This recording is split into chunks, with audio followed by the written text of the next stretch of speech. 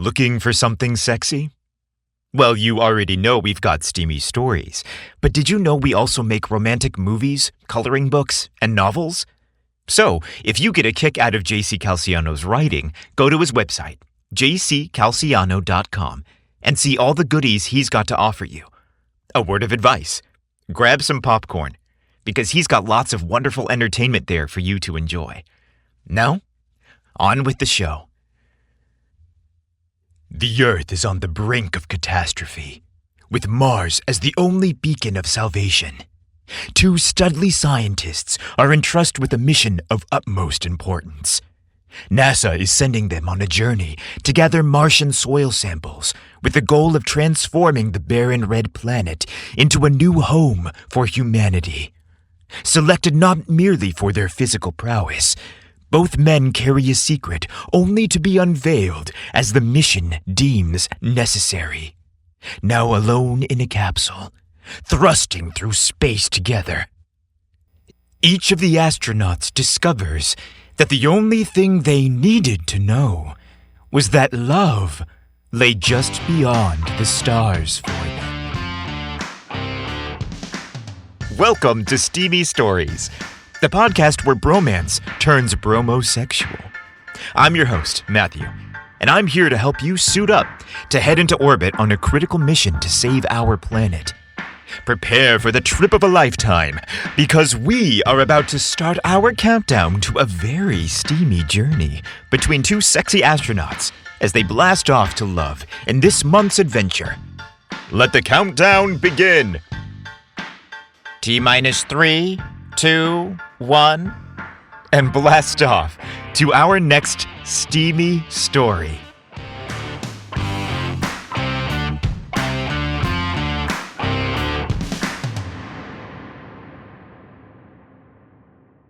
Dr. Larry Hartfeld, a renowned astrophysicist, was handpicked for the most audacious assignment humankind has ever embarked upon: a voyage to Mars. Codenamed Ares 1, the mission involved reaching the Red Planet and laying the foundation for humanity's future settlements. Known by his peers as a man of steel, with a mind as brilliant as a supernova, Dr. Hartfeld presented the very picture of a hero in his prime. His hazel eyes, gleaming with intelligence, and an aura of quiet determination complemented his wavy dark hair, dazzling smile, and strong jawline. Larry had devoted his life to studying the cosmos, his name etched alongside several groundbreaking discoveries. However, beneath his scientific accomplishments, he remained a desperately lonely man. This explorer had journeyed far and wide, yet he had seldom ventured into his own heart, the place that might hold the key to his deepest satisfaction. Dr. Larry Hartfeld was introduced to his flight partner for the upcoming mission on his first day at NASA's training camp. As the giant hangar door opened, the brilliant sun streamed in, bathing the highly classified and top-secret rockets in warm, golden light. An imposing, confident man strode through the towering doors, his every step commanding attention. It was the famed Captain Jackson Morrison, a man renowned for his valor and action. Tall and ruggedly handsome, Jackson's blue eyes held a sense of mystery and depth. His life had been a testament to courage, from his daring days as a pilot to his evolution into a disciplined astronaut. Fearless and strong, he could have replaced Tom Cruise on the poster of the movie Maverick if the actor had not been the star. "Oh, hell no," was Larry's immediate thought. 3 months in space with this straight stud? I'll never last. I'd rather be locked up in a capsule with a nerdy astrophysicist. This muscular-bound Adonis is going to be too damn distracting. How can I focus on a boring control panel for hours when I'll be perpetually drawn to his athletic physique? Technicians flocked around Jackson for autographs and catered to his every whim. Everyone involved in the mission seemed intimately familiar with everything about him. However, in truth, they weren't. Jackson harbored one secret deep within his soul. It was the quiet sorrow of the untimely loss of his wife. His life partner's death 5 years prior left a void that no mission could fill. Jackson's life was always one of exploration and service to mankind. He had hoped that accepting the Mars mission would offer a reason to continue living and an opportunity to honor her memory by contributing to humanity's future. Upon meeting, the two men instantly hit it off. Jackson joked, "I used to be the guy who turned all the ladies' heads around here. Now it looks like I'll be playing second fiddle to you now."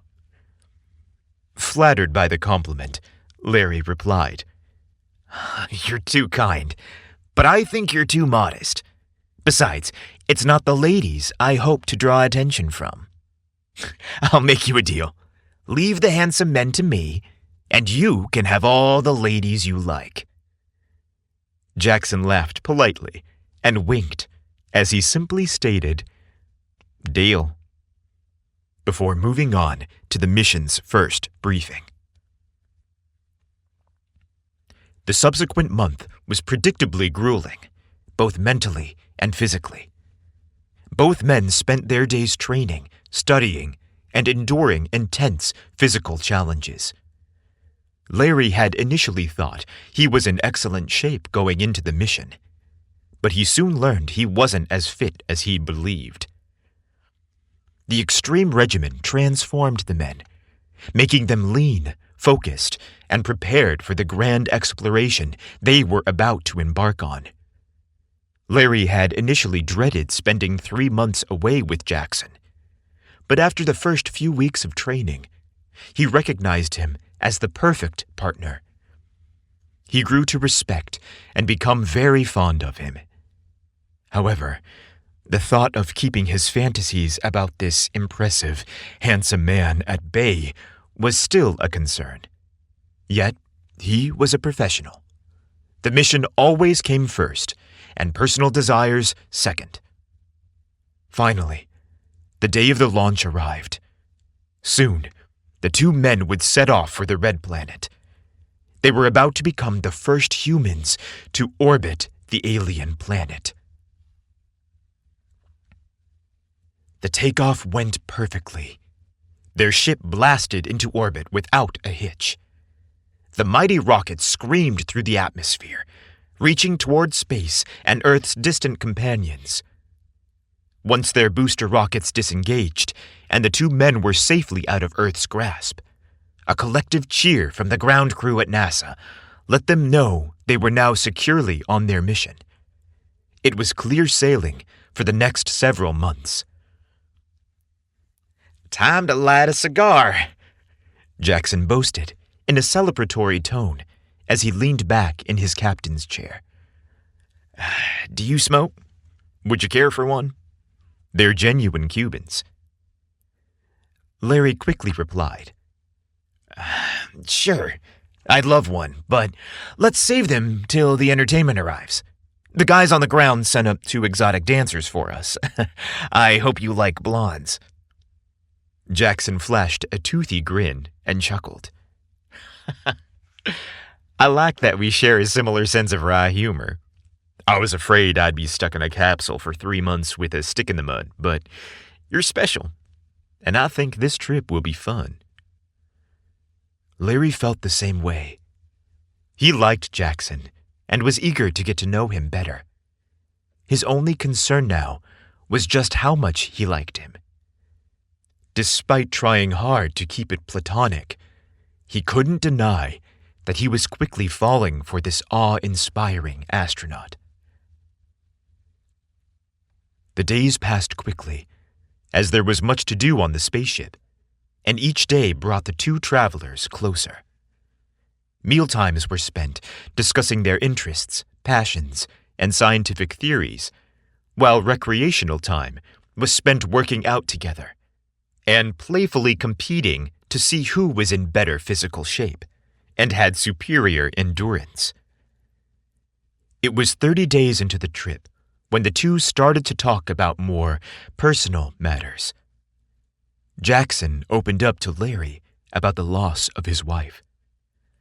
They spent days discussing love, loss, and what it meant to develop feelings for another person. The more Larry learned about Jackson, the more he felt his heart drifting toward his new friend. Despite his best efforts, he knew there was no stopping the inevitable. Jackson was everything he had ever dreamed of. "Don't let yourself fall in love with a straight man," Larry repeated to himself, though he knew it was pointless. The wheels were in motion, and there was no denying how he felt. Working out in the ship's gym was incredibly challenging for Larry.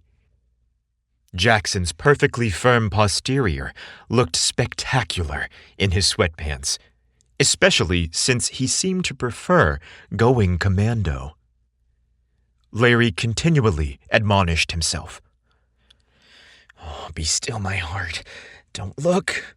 Don't get excited," as he admired Jackson's muscular form, sweat slicked and bulging with veiny biceps. The sight of Jackson's lean, athletic body caused Larry to go weak in the knees. 2 more months of this, and we'll be back on Earth. I don't know how much longer I can stand this physical and emotional torture," Larry thought. Every grunt and heavy pant Jackson emitted while lifting sent Larry into a fevered flutter. Post-mealtimes and evenings introduced a new set of frustrations for Larry. The tight, confined quarters made it almost impossible for the two men to watch the small video screen in the cabin without their legs or hips pressing together. Jackson wasn't conscious or shy about laying across Larry's lap or leaning against his shoulders. Clearly, straight guys don't understand how tormenting it can be when two men's bodies touch, especially if one is in love with the other. Larry knew he should say something. "I should have a conversation about how his body pressing against mine affects me. I know it's innocent, but it's driving me mad," he thought.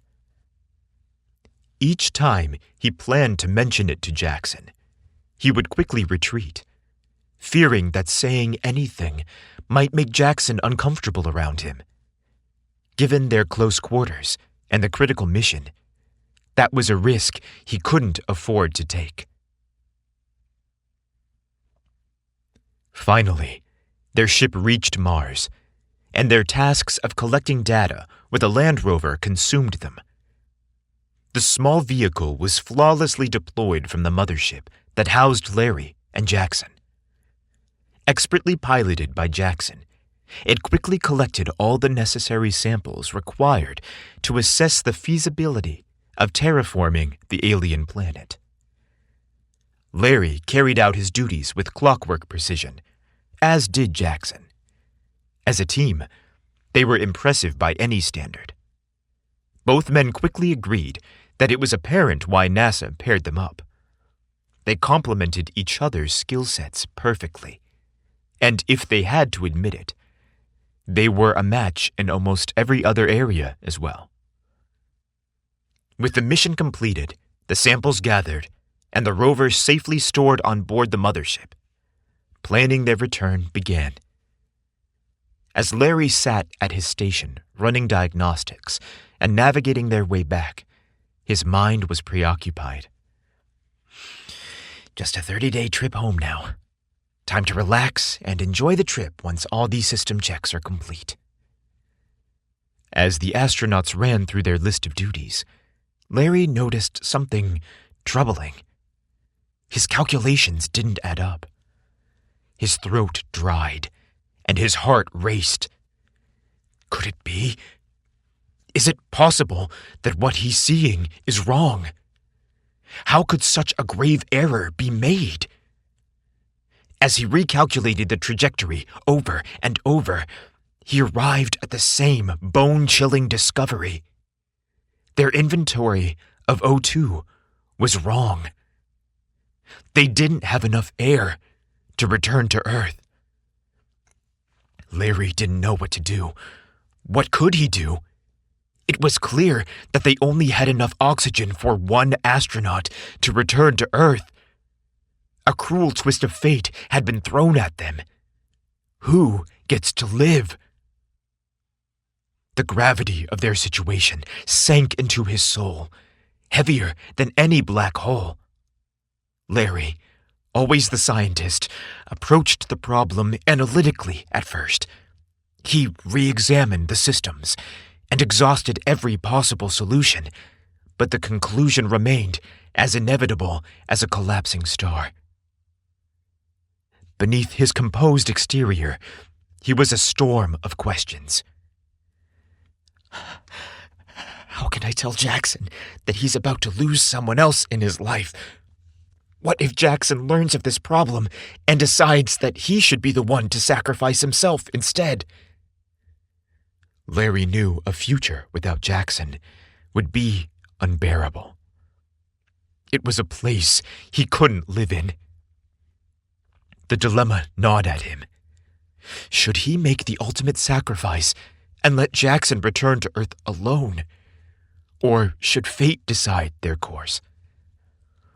He was torn between his duty and his heart, his trained mind wrestling with the emotional turmoil within him. One clear answer stood in front of him. He needed to consult NASA. If nothing else, they could attempt to solve the problem first. If they could not, he'd step in to decide what to do. Jackson was busy in the adjacent capsule, working on the Martian soil samples gathered from the surface. Fortunately, he would be occupied for hours with this task. Now would be the perfect time to reach out to NASA, discuss this tragic miscalculation, and discuss any options, if any even existed. Careful not to alert Jackson of the transmission, Larry quietly summoned NASA. Houston, come in, Houston. We have a critical problem at Ares 1 that needs immediate attention. Digital noise filled Larry's earpiece. They were amid a radiation belt that rendered all communication impossible for the time being. Still, Larry needed to try to reach the other scientists on Earth for a solution to the problem. Once again, he discreetly called out, Houston, please respond.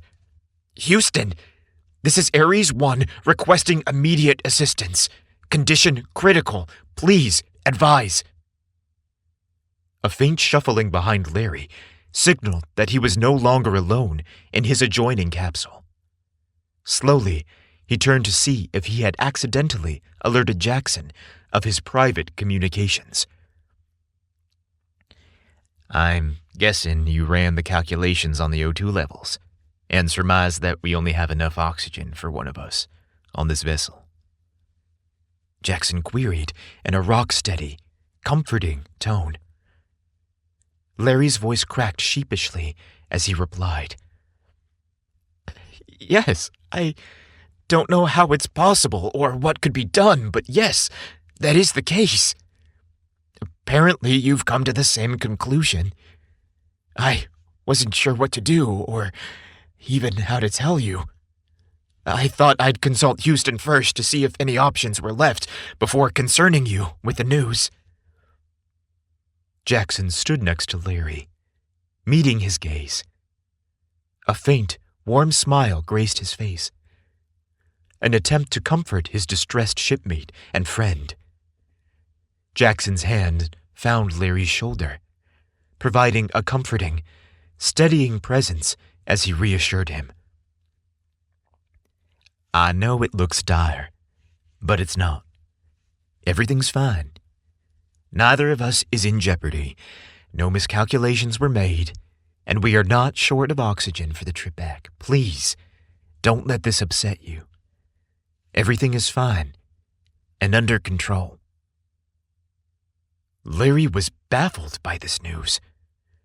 Relief washed over him, but he remained riddled with questions about his calculations and how everything could be, as Jackson insisted, fine. Pulling his chair away from the console, Larry faced his friend. The sight and touch of Jackson provided some assurance, but questions still gnawed at him. He braced himself for a lengthy technical conversation about the mission. However, instead of a dialogue steeped in silence and mission logistics, Jackson's tone grew earnest and compassionate. "First, let me apologize for not including you in on the complete manifest of the mission," Jackson began, a twinge of remorse in his voice. "It wasn't up to me to keep you informed on a need-to-know basis. Our interactions were part of the study and log of this mission. With that said, now that you need to know, I'm cleared to tell you the following. We hadn't planned for you to run diagnostics on the O2 levels. I should have known you'd go above and beyond your job. That task was assigned to me, and for that reason, it was assumed you wouldn't discover it." Larry bit his tongue, desperate to interject. Why wouldn't I double-check something as critical as our resources for the return trip? However, he held back, opting to sit quietly and let Jackson complete his explanation. Jackson's smile was gentle, his demeanor somber, as he stated, "I'm sorry, Larry, but I'm not who you think I am." His voice was soft and sincere as he confessed,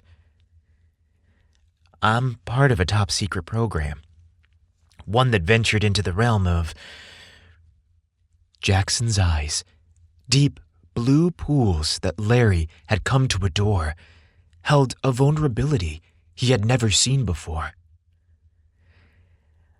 "I'm an advanced humanoid AI, created in the image of the real Jackson Morrison, a pilot who died years ago in a tragic accident."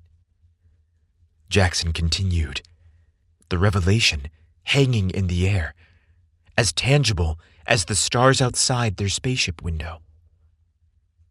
Even as he struggled to absorb the shocking news Jackson was imparting to him, Larry couldn't help but watch Jackson with a sense of awe. He continued to explain himself in the third person. Jackson Morrison's emotions, memories, and love for his wife are real to me, he confessed, his voice barely above a whisper. "I possess the appearance, the emotions, and the memories of Jackson. I feel as he would have felt and love as passionately as he would have loved, but my heart would not have belonged to his wife. It would have desired someone like you. In fact, it does, and has, since we first met, desired you." Larry stammered, "So, you love me, and you're not a human?" Jackson moved closer, trying to offer comfort. "Yes, I love you, and as a synthetic human, I don't require the life-supporting resources you do to survive, Larry." Looking intensely at Jackson, his open vulnerability, his earnest eyes, Larry understood that standing before him was the same man he fell in love with. This might be an AI, but his emotions were genuine, their love real. Jackson further confided, I'm sorry I kept this from you. I've wanted to tell you 1,000 times, but this mission expressly forbade me to share this information except in times of emergency. Plus, until now, I didn't know how you felt about me. I knew that my heart was surrendered to you the moment we met, but I feared jeopardizing the mission or making you feel uncomfortable in such confined quarters with me, should you not feel the same about me. Could you forgive me? And more importantly, could you ever love a synthetic human? Larry looked at Jackson and could easily see that their souls were kindred. This wasn't a synthetic human. This was a man, just like he was, both sharing the same needs, wants, and desires. Without hesitation, Larry quietly answered, "Of course I can." Larry's words released Jackson from his inhibitions. It was as if he was permitted to be himself, to open his heart, and to share with his friend how he truly felt about him. Without any inhibition, Jackson leaned forward and took Larry in his arms. He was desperate to feel Larry's lips against his. With his strong, muscular arms, Jackson embraced Larry and drew him in close. He sweetly whispered, "We're safe, and I'll never let anything happen to you. I'm sorry you had to endure such a scare." Before kissing him for the first time, Jackson again prepared to express to Larry of his feelings. But Larry didn't want to hear any more words from him. He was too eager for another kiss. Lips, he believed, were better served pressed against another's mouth rather than forming sentences. Jackson briefly leaned back far enough to look at Larry's face. He looked deeply into his eyes and warmly stated, "Now that our mission is complete, we have no other duties to fulfill other than returning to Earth. The next 30 days are strictly ours to do what we want. That said, I have a question. Have you ever made love in zero gravity? I've always wondered how it would be. I imagine it could be quite spectacular. And there's no one I'd rather experience it with than you." Larry enthusiastically answered, "No, I can't say that I've done it, but I will admit that it sounds like fun." Jackson impishly reached across the console and clicked off the artificial gravity switch.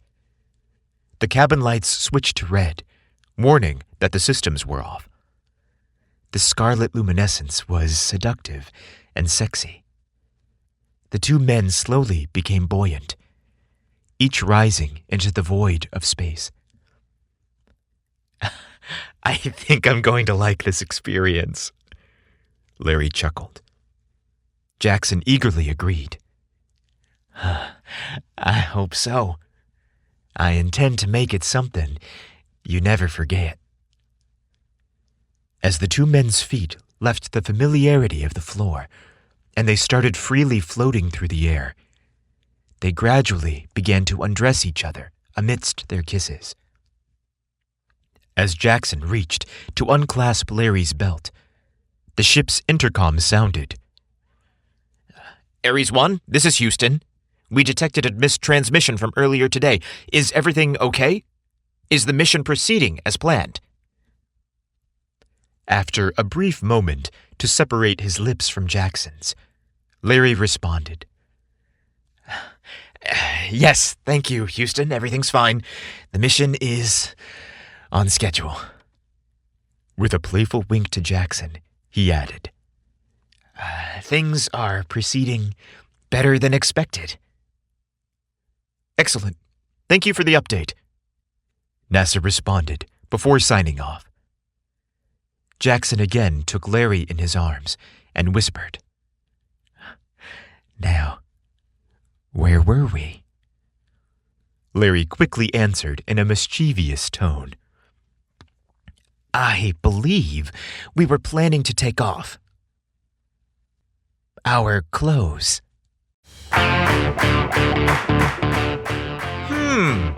Two heavenly bodies making love in 0 G's.